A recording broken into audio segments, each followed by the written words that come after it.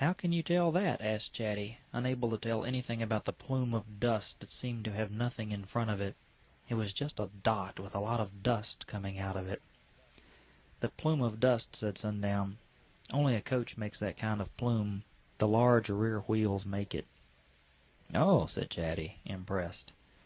They watched it as it went on by, completely out of sight, leaving the settlings of its dust as it went away. "Chatty," she said, "I'll bet there's a town just south of here now." "No, there isn't," said Chatty. "This is the farthest point south. That's why no one has tried to fix this town up, besides the fact it's supposed to be haunted."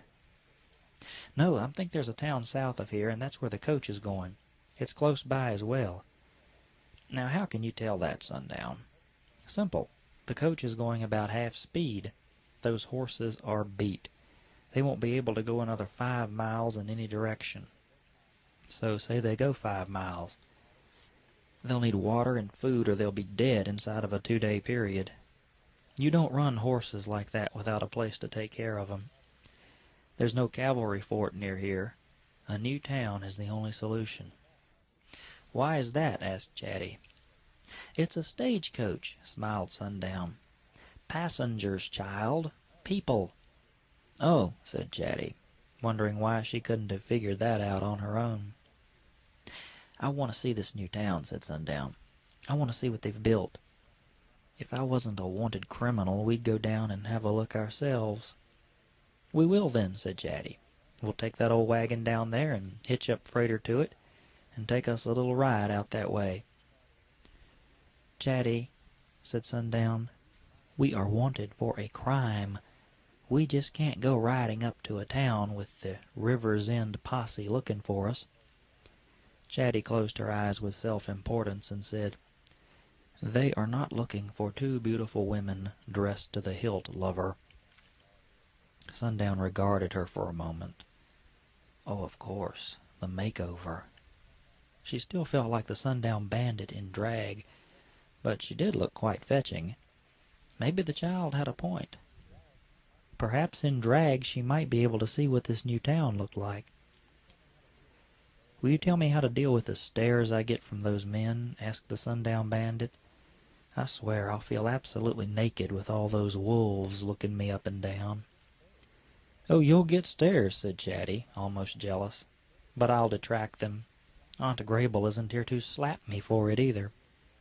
I'll be a real charmer today. You'll see I am." "Just keep them away from me," said Sundown. "Do my best," laughed Chatty, who knew better than that. Sundown was going to be loving it once they started scoping her tight little butt in that dress, even if Chatty did say so herself. "Come on," laughed Chatty, eager to show off her living doll. At last she had old Sundown looking fine, and to stay around this dead place, all dolled up, was a real crime. "Well, all right then," said Sundown, as Chatty took her hand and laughingly led her back across the roof and down the stairs once again. It would turn out to be a very long day for both of them, indeed. "No!" yelled Kitty Cat Betelgeuse at her mother outside of the room.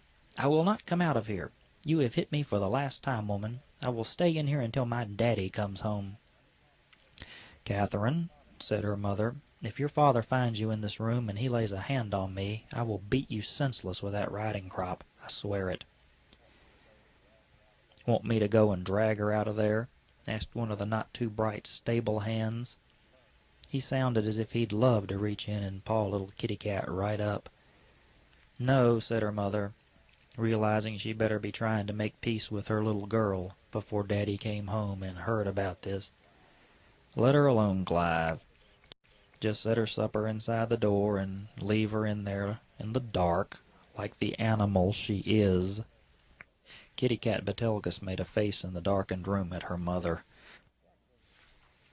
Jack Jacobs was just waking up from a long night's sleep. As his eyes adjusted to the morning light, he realized where he was and why he was here. As he could see in the limited light of this room again, he blinked. He saw a woman kneeling over in front of him with her dress up around her waist, and her bare bottom shining at him. Now what?" he mused, as he got an eyeful of the backside of Miss Kitty Betelgus. "Oh," moaned Kitty, as she rubbed some sort of ointment into her bottom. "Oh, I hurt. Oh!" She did have a healthy set of strap marks across her rear end, upon which she was applying the ointment. "Mother in the riding crop," mused Jack, as he sat up and blinked. He made a noise so she would cover herself. "Oh," she said, jerking her dress down again, a Cheshire cat smile covering her face. She had meant to flash her wounded goods at him. A deliberate show. "Enjoy seeing my sting marks," she said. "Don't talk too loud or that idiot Clive will be in here to ruin everything." "Ruin everything?" asked Jack, trying to sit up. Oh, he was stiff as a board. "Yes," said Kitty Cat. "Shush." She shushed. He didn't exactly want to meet her mother and the riding crop just yet. He sat up at last as she brought over the tray of breakfast. It was terribly overloaded. She sat down as if she meant to feed him some of this, which she did. "Mother gets all this guilt," she said, gingerly sitting down beside him on her wounded butt. "Anyway, I'm staying in here with you, and if you get all worked up and attack me, it's her fault." She giggled as if she just might want to get attacked by Jack Jacobs. She started buttering a piece of toast and pouring herself some coffee. She offered him a sip first, and then she made a point to drink out of the same side as he had, just to show she liked him. She said. "Your side of the cup tastes like sugar, darling." "What's your name?" asked Jack, in a lowest tone as he could manage. "Kitty Cat Betelgus," she said, proud of it. "I," said Jack, "would have named you Kitty Cat. It fits." She frowned a cute frown at him. She was adorable. "Mom calls me the cat," she says, "but my daddy named me Kitty. And I already do know who you are, Jack Jacobs. My father wants to hang you by your little fuzzy balls." She cooed at him. "He told me so." She put her hand over his genitals and unerringly landed gently upon his scrotal sack. "Right by your little kitty gods. Ha!" "Are you enjoying this?" asked Jack, sensing that she was. She shrugged and said, "I don't know. I have to do something for fun." "Why did you get your butt whipped?" asked Jack. "You want to rub my behind for me?" she said hopefully. "There's a few whip marks I can't quite get salved." "Why were you beaten, Kitty Cat?" "Oh, my mother, I swear. She used to be the biggest whore between here and back east, and now she wants to get all goody-good and not let me have any sex. She caught me reading a dirty book and she tore it up, and then she beat me." "Bear?" asked Jack. She smiled and demurred for him. "Oh, I was already Bear Sugar Britches," she said, trying to conjure up a good old-fashioned blush. "She caught me. I was touching myself." Jack thought he was going to turn blue from embarrassment. "I see," he said quickly. He had met and been with absolute whores who weren't this straightforward. She shrugged and continued. "She told me if I wanted to act like a dog in heat, then I could come out here and stay with the animals. Hateful, isn't she?" I had dozed, and that pitiful fire the half-wit had made went out. Next thing I know, this hunk of a gorgeous man is climbing up into the loft, and starts throwing things down on top of me. I waited till you were coming back down, and that was when you must have slipped and fallen. Are you all right?" "Yes," said Jack, realizing that, after he had gone to sleep the second time, she had put his clothes back on him again. She didn't look him in the eye for a moment as he smiled wryly to himself. "I want to thank you for dressing my wounds," he said, "the one on my butt included. Only too glad to help out any way I can. That's why I asked if you wanted me to, well, let you do me." "I think you've been done, Kitty Cat," he said. "I've seen your wounds already, and they look pretty well salved, I think." She seemed to almost pout at this, genuinely disappointed. "Kitty, what did you say to me when I was unconscious?" Now she did color up, big time. "I don't understand," she said. "I think you do," he said. "You said some very sensual things to me." "What were you doing, acting it out again?" "Yeah," she said. "Eat your toast. It's getting cold." "I dreamed about what you were saying to me," he said. "It was a wild dream." "I know," she said, and then she slapped her hand over her mouth in shame. Of course she knew what sort of dream he was having. She had seen him aroused while she was patching his bottom. On a man, it's obvious what kind of a dream he's having. She really did blush then, which told Jack the one thing he wanted to know, that despite all of her whorishness, she was still a virgin. Jack felt like he had gotten her back now, and he grinned and ate heartily. He was starving, and the tray her mother had prepared, reflecting the woman's guilt at having beaten her daughter so brutally, was absolutely fantastic. His horse had food, water, and a place to dump. There was a girl here to talk to him and keep him company, and he could just chill out here for a while. But first he had to know Kitty Cat's intentions toward him. "Kitty Cat," he said, "are you going to help your daddy hang me?" She smiled her most devilish smile at him, and now Jack understood why her poor mother had wanted to belt the life out of her. "Depends," said Kitty Cat, breathily. "Depends." "Depends on what?" asked Jack. "On whether you do exactly as I say or not." Jack sank back against the straw bedding while she giggled that watery giggle of hers. It was beginning to sound like a demonic laugh, rather than a little girl's. Jack could hardly wait to hear what his ransom would be.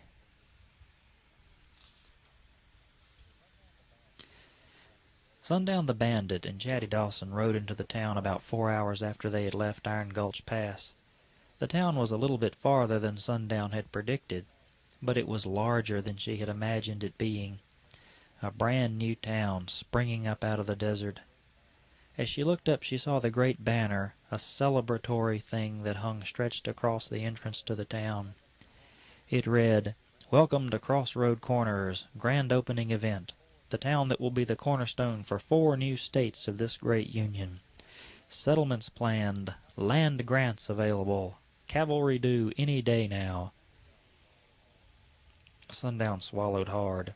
Well, so much for her hideout at Iron Gulch Pass. Soon there would be enough law through here to take out 100 just like her. The cavalry yet. Holy commotion. They were riding in their buckboard wagon and being driven by the great horse freighter. There was absolutely no way anyone here could tell that the 2 fine ladies in this wagon were in any wise guilty of a jailbreak the day before. They both looked as pure as the driven snow. A couple of maidens out for a nice afternoon ride in the newly formed town of... what was this place? Crossroads Corners. That was it. Charming name, wasn't it? Sundown sucked in a nervous breath and white-knuckled the side of the buckboard with a fierce grip. Chatty drove the wagon. This child could do anything. "Evening, ladies," said a man, tipping his hat to them as they went past him. Sundown almost dropped a load in her frilly underwear. "Evening," said Chatty, living up to her name now. "How are you this fine day, kind sir?" "Oh, better and better, by the by," he answered. "It's the scenery what gets a man to feeling so good about himself." "Oh, sir," said Chatty, "you're too kind, I'm sure." "Not at all, little lady," he said, hooking Sundown for all she was worth. "Oh, not at all." Chatty giggled insanely as he rode by, slowly on his horse. She leaned over to gossip discreetly to Sundown, saying, "Did you see the stare you got? I could kill you."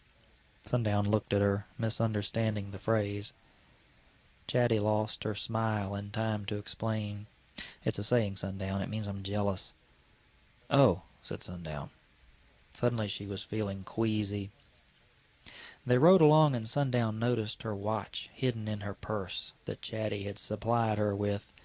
Yet another find in that empty town. Sundown had never seen any of this junk anywhere around there, but Chatty seemed to make it out of thin air. Her watch said 3 p.m.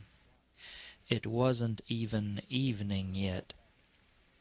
"We might ought to head back soon," said Sundown, looking nervously behind her. "It's getting late out, and tonight is the full of the moon," said Chatty, "and there's not a cloud in the sky. It will be a lovely journey back to Iron Gulch Pass, Sundown. If we can find it at 3 o'clock in the morning, tired as we were last night, we can find it again tonight. Now let's have some fun. Stop worrying." "Whatever you say, little girl," murmured Sundown.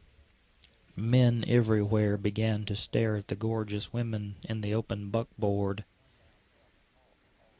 Sundown felt caught already. The last thing in the world an outlaw wants is attention. She had to kick herself for this. Chatty had made it sound so good, so much fun. Now the outlaw inside of her was literally going to need therapy after tonight. All these looks. To the Sundown Bandit, they were really saying, "We got her now, boys. Get the rope." But it wasn't that at all. She just felt like it. "Will you please, please stop looking like they are going to bite you?" begged Chatty as they pulled up in front of a general store. "They don't know you. If I was to walk right up and say, 'Here she is, boys. Here's the Sundown Bandit. Arrest her in the name of the law.'" "Shh! Keep your voice down," said Sundown. "They'd laugh me right out of here. They'd put me over their knee for lying so." Sundown regarded Chatty, and then it finally began to sink in. They were staring at her because she was pretty. That was all. They didn't see her masked face and her hat, and all the other things that she usually showed the men with whom she came in contact. Their eyes weren't wide and terrified today. They were low and come hither. They wanted her for an entirely different reason. "You look like I did the first time you robbed me," said Chatty. "You looked like this," said Sundown, "the day you jumped on my back. God, I wish I had my Colt." "You do," said Chatty. "It's under your dress." Sundown snarled. "I'll be dead before I can dig it out." "You won't need it," said Chatty. "Just trust me." Sundown had her gun tied between her legs on a short belt that she had fashioned from a thick bridle. It fit well enough, the holster hanging just inside her right thigh. It was okay once she got used to the pulling sensation. Now she was glad it was there. At least she was armed. But her gun had been too cotton-picking big to fit in her purse. "Stable boy," yelled Chatty, digging out some change from her purse. "Take our wagon and care for our horse, please." Sundown was impressed. "Finishing school, huh?" "Yes, ma'am," said the stable boy. "And the name, please?" "Dawson," said Chatty, turning to Sundown. "Well, let's go shop, and then find us a spot to eat dinner." Chatty was right in her element. Sundown could see that. She was a rabbit in a veritable briar patch. Right at home. Sundown began to enjoy watching her have so much fun. Now that the child had plenty of money, and had tipped the handsome stable boy handsomely, Sundown decided to watch Chatty do her little thing. She might learn something from this kid. She might learn a lot. When they had stepped down from the buckboard, the stable boy had taken the horse and wagon over to the livery for safe keeping. The horse would get fed, and Sundown felt odd not doing it herself. Very odd and peculiar.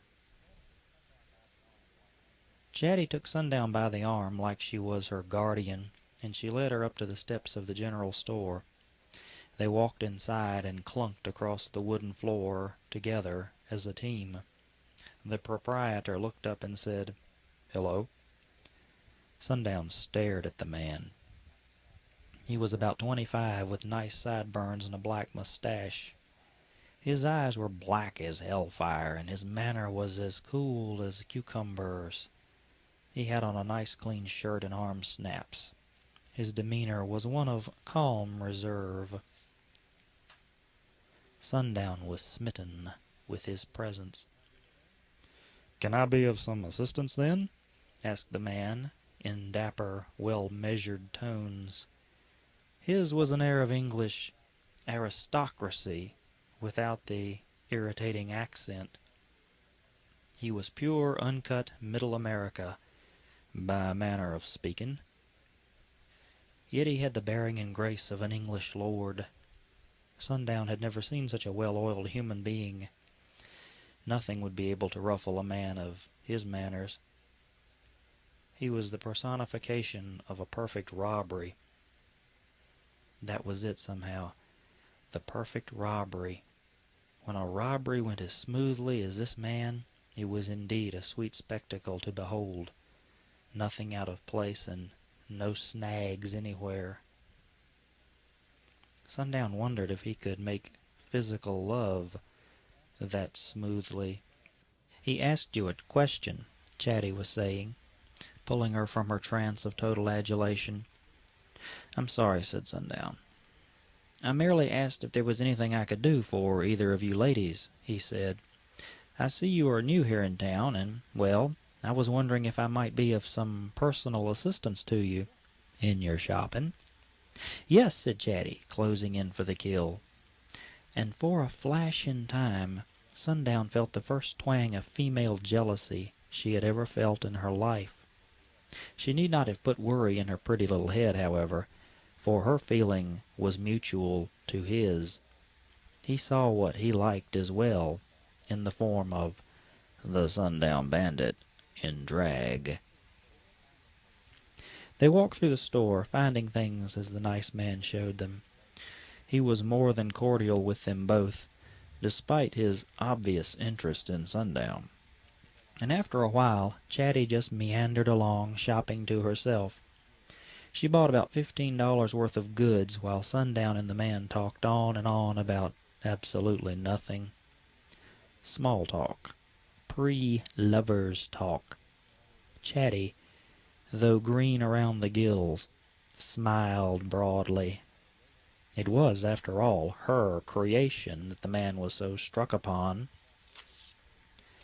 They were at the cash register paying for Chatty's things when the clerk and Sundown made terrific eye contact. Sundown felt herself respond to the man, and a blush of embarrassment flashed beautifully across her face. The man had seen this reaction before in women. He was a handsome devil, but he didn't play it up. That was part of his charm. "Will that be all, Miss Dawson?" said Chatty. "And yes, that will be all, thank you." The man picked up the bottle of whiskey Chatty had just purchased, right under his nose, and he bagged it for her. "How do you like that?" thought Chatty. "He didn't even ask my age. He is so smitten with the Sundown Bandit." "I didn't get your name," said the man, looking at Sundown again. "It's, began Sundown, thinking for a moment. She looked at Chatty and smiled her smile of thanks to her. Thanks for everything she had done today, and since they had met, that day on the water tower. What she said next brought tears to little Chatty's eyes. "It's Dawson as well," said Sundown. "I'm Aunt Tammy, Chatty's aunt." Chatty's lip trembled in blurred happiness. "Well, I'm certainly glad to meet you, Tammy Dawson," said the man.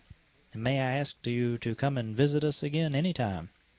"We certainly shall," said Sundown. "Are you ready then, Chatty?" "Yes, Aunt Tammy," said Chatty. "Yes, I am." They walked out of the general store arm in arm with their purchases.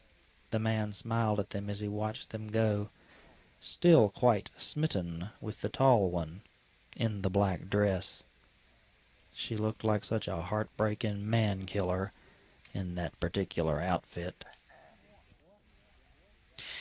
"You want what?" asked Jack, when Kitty Cat had explained to him the conditions of his survival.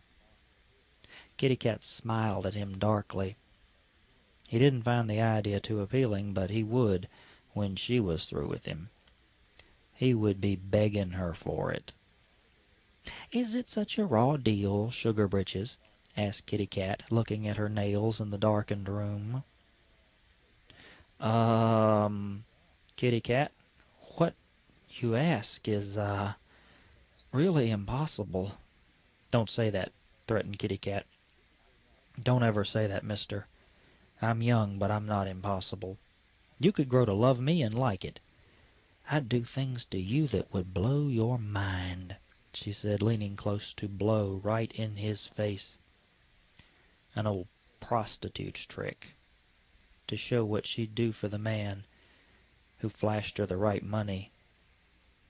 Jack laughed and said, "How did you ever learn all that, Kitty Cat?" She kept blowing at him and said, "I learned most of it from my books. The rest I learned from Tater.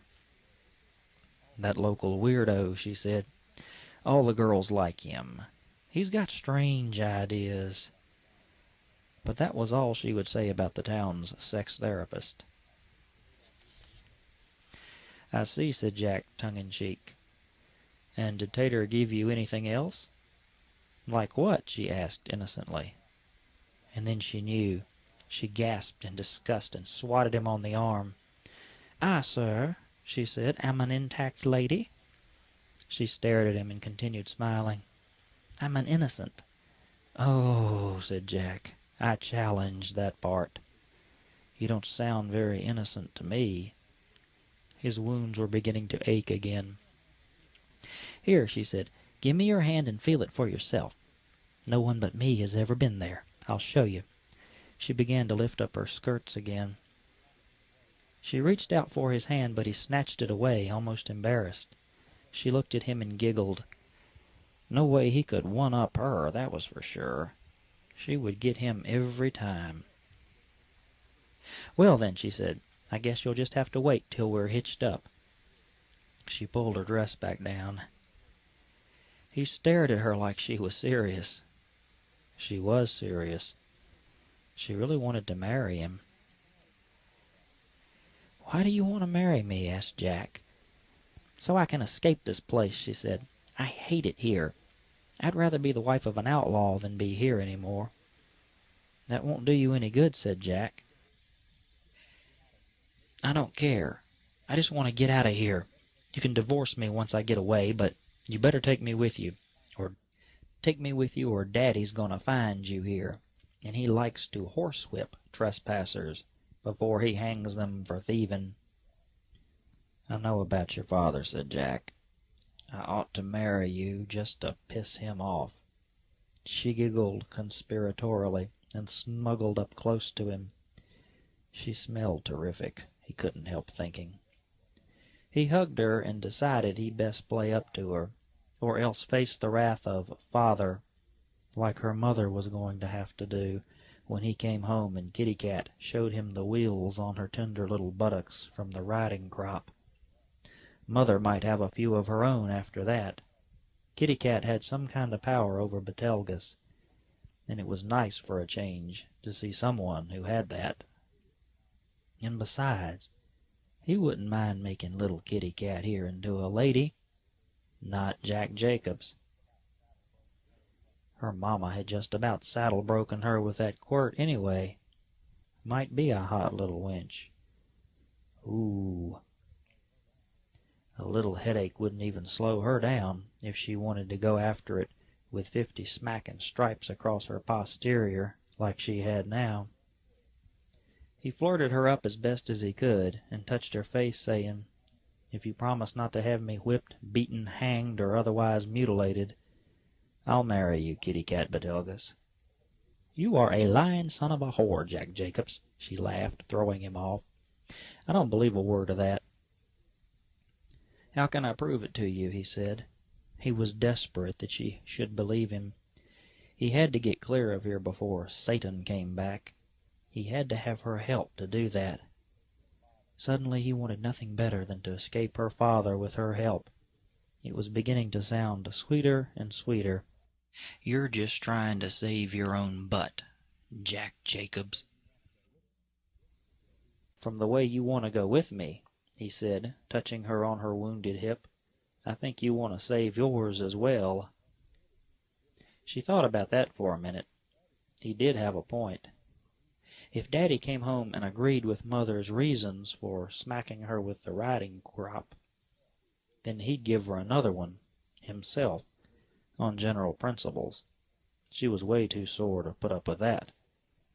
He'd been known to do that, though, from time to time, when she'd try to get her mother in trouble for punishing her. She winced at the thoughts of it. She tried to think. The little book that she'd been reading wasn't all that bad.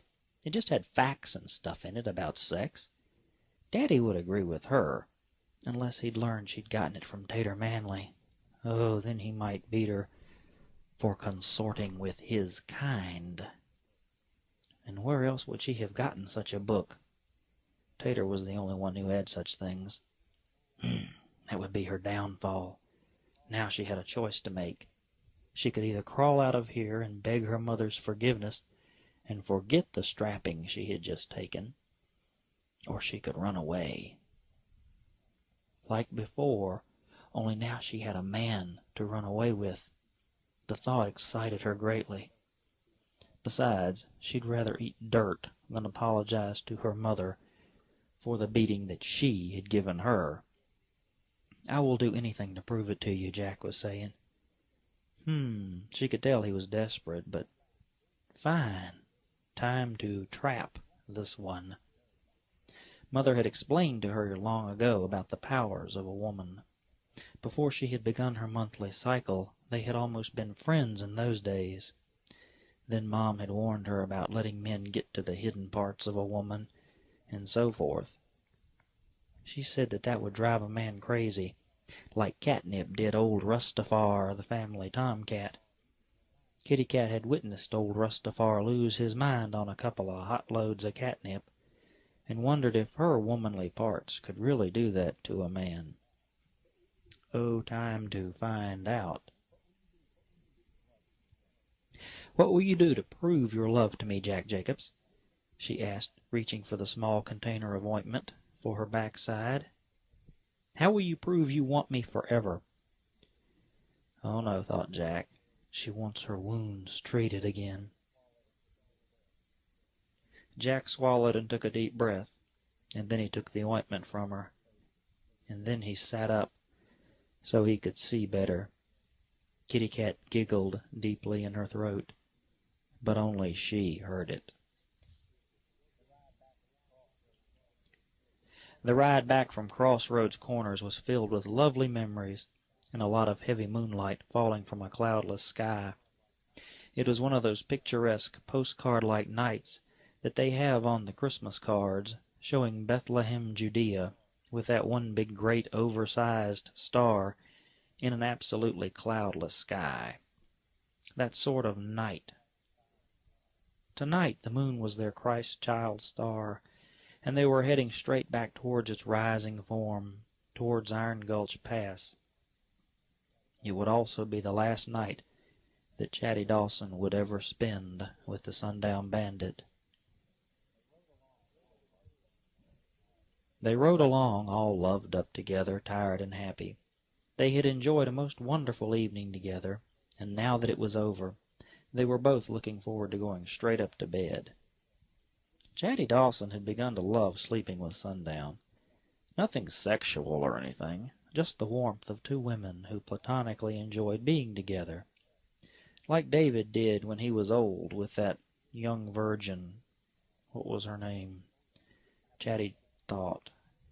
Oh yeah, Abishag the Shunammite. Yeah, David's mind wasn't on sex when he had Abishag in the bed, but surely she must have been pleasured by her warm body on his. That sweet innocence of youth cherishing old age. Sundown wasn't old, but there was something nice about having her own human sleeping teddy bear. Something very nice. They had eaten dinner in town at a place called Shivery's Restaurant. What a nice thing to have, Chatty and Sundown thought. A decent restaurant that wasn't part of a filthy old saloon. Most of the established eateries out west were watering holes in disguise. In Crossroads Corners, though, things seemed to be getting different. It was the prototype town for tomorrow, they said. They were going to bring back east out west. Oh, what a concept. The people even seemed to be back east kind of people. That man in the general store. What was his name? Had they ever learned his name at all? Chatty looked back over Sundown's shoulder as they rocked along in the wagon. She wondered if the whole town, dinner and stores and everything, had just been a mirage, a heat stroke that she and Sundown had both suffered when they had been struck sunblind on the roof of the old Lady Luck saloon. Had they hallucinated a passing stagecoach heading south of Iron Gulch? Was it just sun poisoning? Chatty had not seen the stagecoach until she had wanted to see it. Had the whole trip today been a fantasy? She hoped not. But Sundown had seen it all, too, as plain as day. She looked at her. "What you thinking about, Sugarfoot?" asked Sundown sweetly, as she noticed her strange expression in the full light of the moon. "How pretty you are," said Chatty, nuzzling her. "And how sweet it was you said that you were Aunt Tammy. I was glad to do it for you, baby. I love you about like you must have loved her." "I love you as much as I ever did her, I think," said Chatty. Sundown's throat tightened on her. She swallowed when it relaxed enough.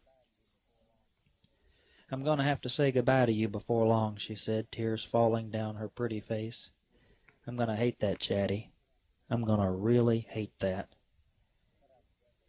She started crying and cut out the rest of what she was going to say. Chatty reached up to wipe her tears with her hand. "I'll stay with you forever, Sundown Bandit," said Chatty, "if you want me to." "I believe you would," said Sundown. "I like to think so, anyway." "I swear it," said Chatty. "I'll never leave if you don't want me to." Sundown laughed. God, I love you, kid.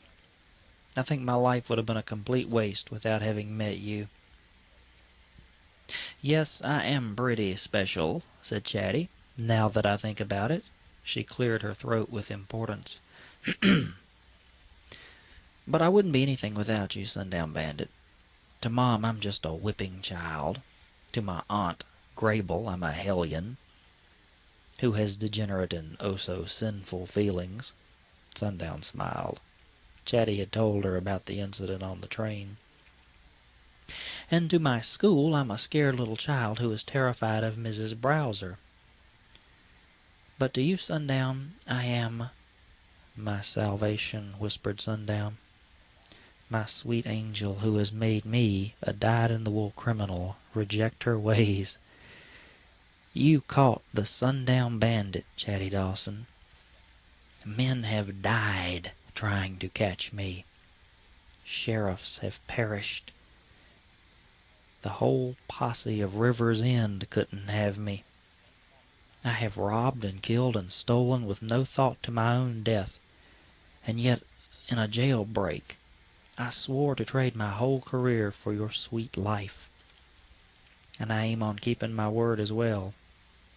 You caught the Sundown Bandit, Chatty. You caught me, and I didn't even let you." She looked at Chatty.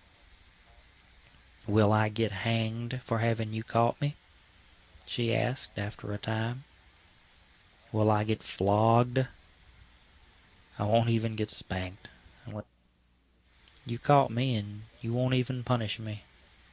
"I punished you today," said Chatty, "making you dress up like a woman and go into town. You were sweating bullets for a while." "It was the most fun I ever had in my life, Chatty Dawson, and don't you forget it." She looked at Sundown, who was deadly serious. "I am a woman, and I like it," said Sundown. "I realized today that part of the thrill of robbery was the fear of getting caught. Well, any woman can have that feeling any time she wants it. All she's got to do is put on some fancy clothes and be a lady, and then go out and walk among the wolves. That's scary and very exciting, Chatty. I loved every minute of it." She nodded to Chatty vigorously. "Scary, thrilling, exciting? Well, yes, count me in. Yes, my child, it was very good." Chatty smiled and laughed lightly. She did feel very good about all of this. Very, very good. And sleepy, too. Judge Batelgus and Sheriff Pogues had arrived in Iron Gulch Pass a little after it had gotten completely dark. They had gone into the stables and found nothing. Then they went up stairs over the saloon, and jackpot. That's where they found the things lying everywhere. "Whoa," said Pogues, a steady stream of tobacco zipping out of his mouth like a spray from a fountain. "We got 'em." "Not quite," mused Batelgus. "They're not here just now. Come on, we got to get back." They left the saloon as quickly as they had come, and they closed the door behind them. Then each of them had mounted their horses and rode slowly back to the north end of the dead buildings. The moonlight had captured them as they ominously sauntered out of sight behind the building to wait. Sundown and Chatty arrived back in Iron Gulch a little after 2 in the morning. Chatty had dozed against Sundown along the way, and even Sundown herself had caught a couple of winks.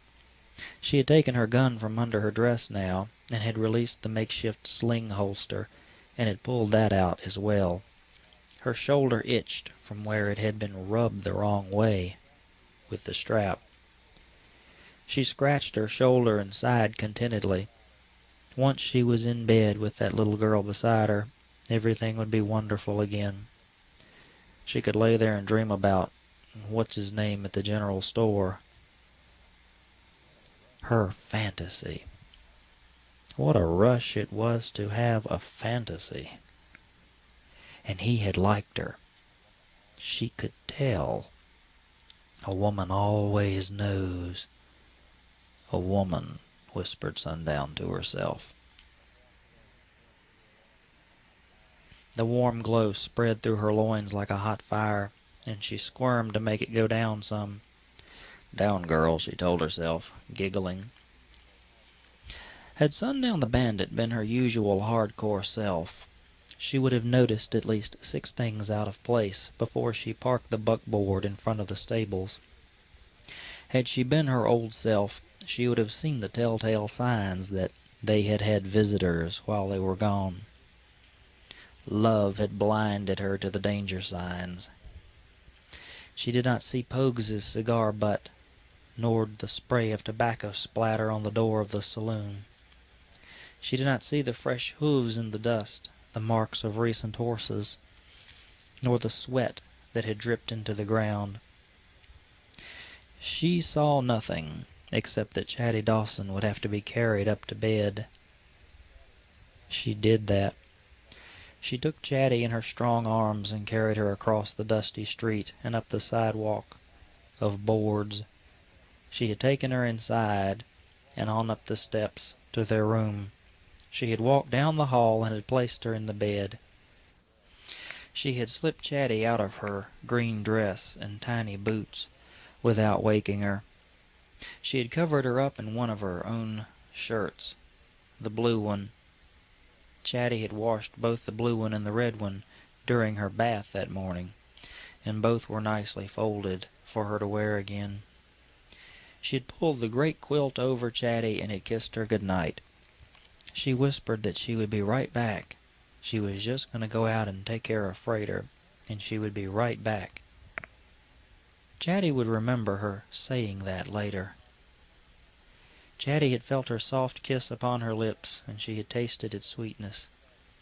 Despite the fact that the sheets were cold, Chatty, with Sundown's kiss and her tucking her in, went out like a light. After all, Sundown was coming right back. Chatty felt as safe as if she had been in her mother's womb.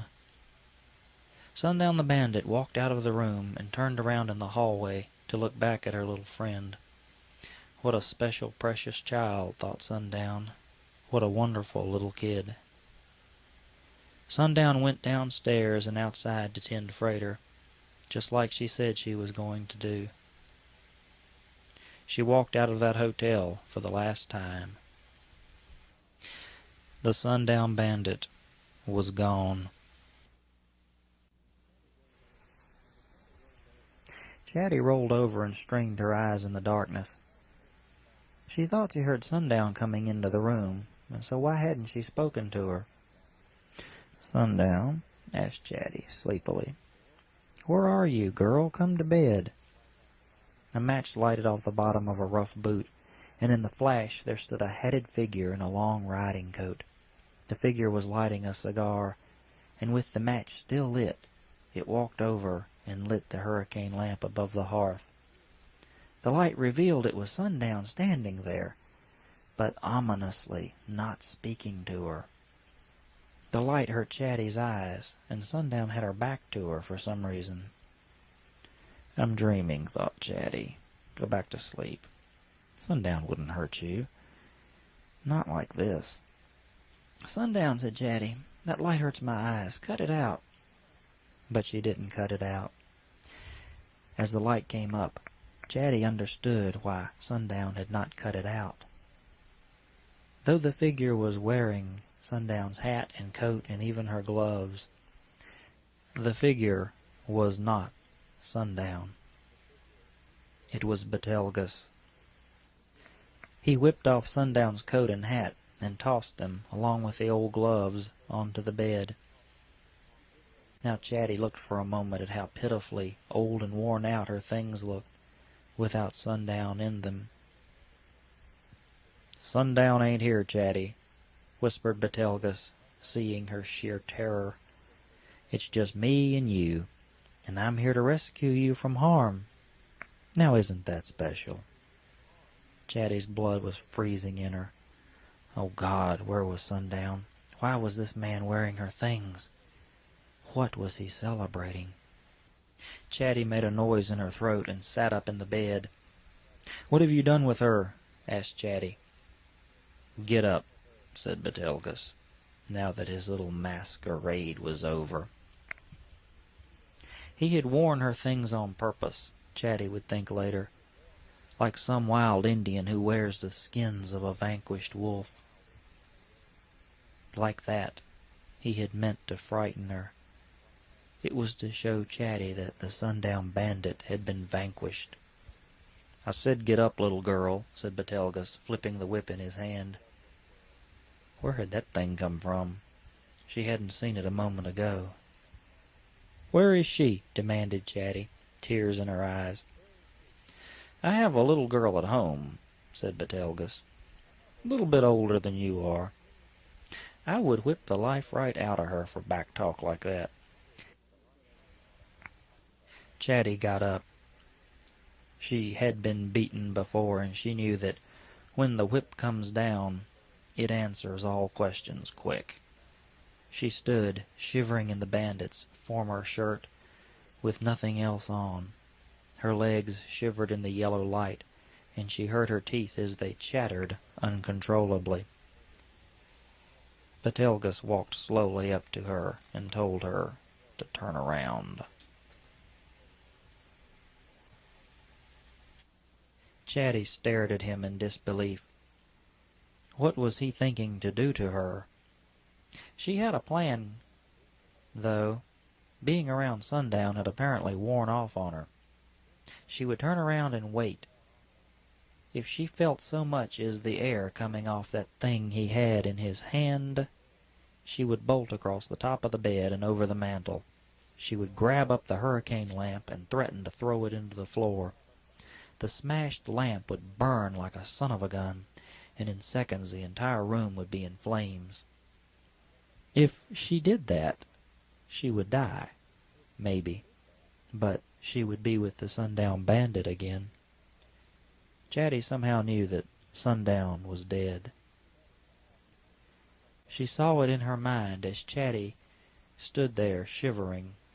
Betelgeuse ordered her to take off her bed-warmed and comforting shirt. Without a thought she took it off, standing in the ice-cold room. She closed her eyes now, wearing just her panties. She was freezing cold as she laid the shirt on the bed with the rest of Sundown's things. She wanted to cry, but she didn't dare. Not yet, anyway. Betelgeuse must have read her mind with the lamp. He grabbed her little arm and held it firm, just like Mother did when she started to. Oh, no. She felt the cold leather of the whip as he gently laid it upon her backside and traced it up to her shoulder blades, and then down her back, the soft, pliable leather. He continued his journey back to her bottom, which stuck out pertly from her lower spine, waiting to be strapped. He raised the whip and he gently touched her rear end with it several times. He hit her just a little bit harder than a light tap, and she flinched. Then he laughed at her. She was shaking so badly she was vibrating his arm. "You took a shot at me, little girl," he hissed, just like a snake. "You left a nice shotgun in the middle of the street, and you rode away from me when I told you to stay where you were." He allowed that to sink in. "I have killed men for less than that. Do you know?" She said nothing. Her mouth wouldn't move. She was in Satan's spell, and she could not move at all. "You tried to kill me." "Me? A judge, a circuit judge, a federal judge. Me?" He took a deep breath and sighed, slowly releasing his air. He smelled of old stale cigars. The whip was a short black affair, a little longer than the riding crop his wife had at home, but this thing was sharp. It was patterned after a bullwhip and could snap glass bottles in half, or pop a fly off a horse's ear, whichever. He sent it out to his side, and he let it break the sound barrier for her one time. Chatty whimpered like she had been hit. She closed her eyes and squeezed out huge tears onto her face. Her breathing was wet and open-mouthed, and she thought she had just gotten a lash of the thing. It sounded so evil. "Now," said the judge, "it's a hanging offense to attempt the murder of a circuit court judge, Chatty Dawson. It's a hanging offense to break a federal prisoner out of a jail, even in a podunk like River's End. It's a hanging offense to do either of these things." He smiled at her wickedly. "It is still a hanging offense to steal a horse. It is a hanging offense, Chatty Dawson." He touched her back with the cold whip and smiled again. Then he reached back the whip and he smacked her across the butt with it. She hissed in her teeth, feeling the sharpness of the strike. "So, Chatty Dawson, bad girl. Bad, bad girl. Now what about this cohabitation between you and the bandit? Do you know that there are states where they hang you if they convict you of being a homosexual? Are you aware that you and your lover have several good hangings awaiting each of you? Chatty Dawson, if I try you and convict you on any of these charges, you will most surely hang by your pretty little neck until you are dead." Again the whip riding up her legs, up her trembling buttocks, She swallowed hard. "Now then, what do you think your mother is going to say about all that?"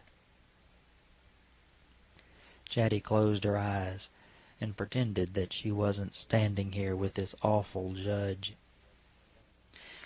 "I have an offer to make you, Chatty Dawson," said Betelgeuse, rubbing the whip up and down her butt, lewdly. "I will offer you absolution for all your sins, for the price of your backside." Chatty stiffened indignantly. She would have to submit willingly to a beating? No way. "What do you want to do?" she asked him.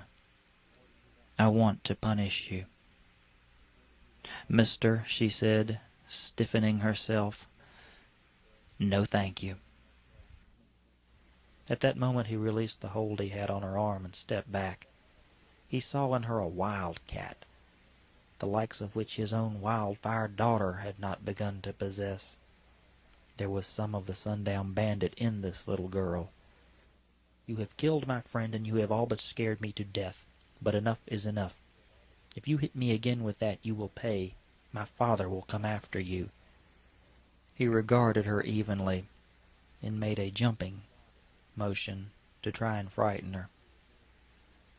If she had flinched, he would have lost it, and he would have whipped her raw. But she didn't.